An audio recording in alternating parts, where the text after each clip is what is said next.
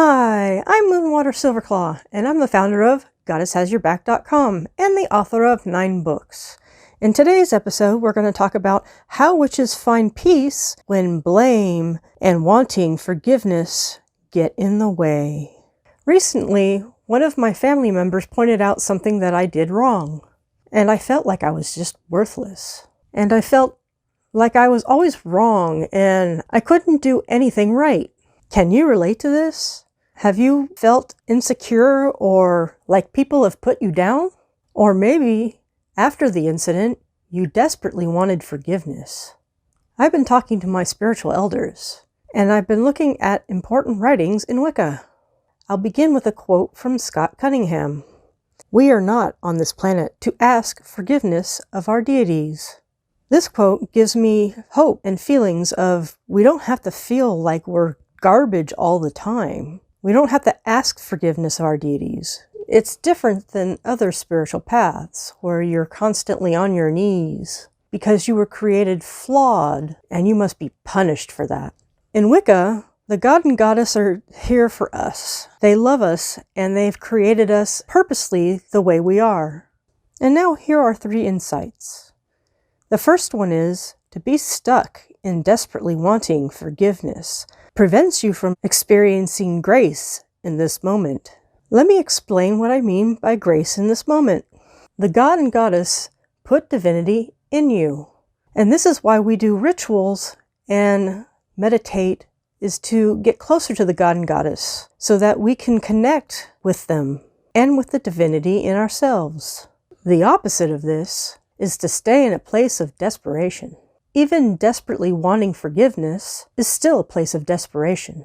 When someone's miserable, they tend to pass it on like a disease. So what we want to do is create daily habits where we can be healthy and connect with the god and goddess. So I suggest that you do a meditation practice for 5 minutes every day. You can go longer if you like. The point being is that you want to connect with the gods. The second insight is separate blaming from feedback. When my family member asked me to change a behavior, I had to shift away from blame. My depression symptoms had me over-blaming myself. Instead, I can think my family member gave me a gift. He gave me some feedback. And he really wasn't trying to blame me for anything. And he just asked me for what he needed. And now our third insight. Return to the gods for worthiness. In The Charge of the Goddess, written by Doreen Valiente, in the voice of the goddess, she says, "For my law is love unto all beings." So let's bring this back into the phrase, return to the gods for worthiness. The goddess shows that we are worthy with that quote. We are loved. So it's often necessary to shift our focus away from trying to get our worthiness from people. People are very self-focused. And a lot of times they just can't pay attention to anything that's good in you. So don't rely on them for your sense of worthiness. Don't rely on outside influences to show that you're worthy. Rely on your inner divinity for worthiness, because the god and goddess put that there. And now I will summarize.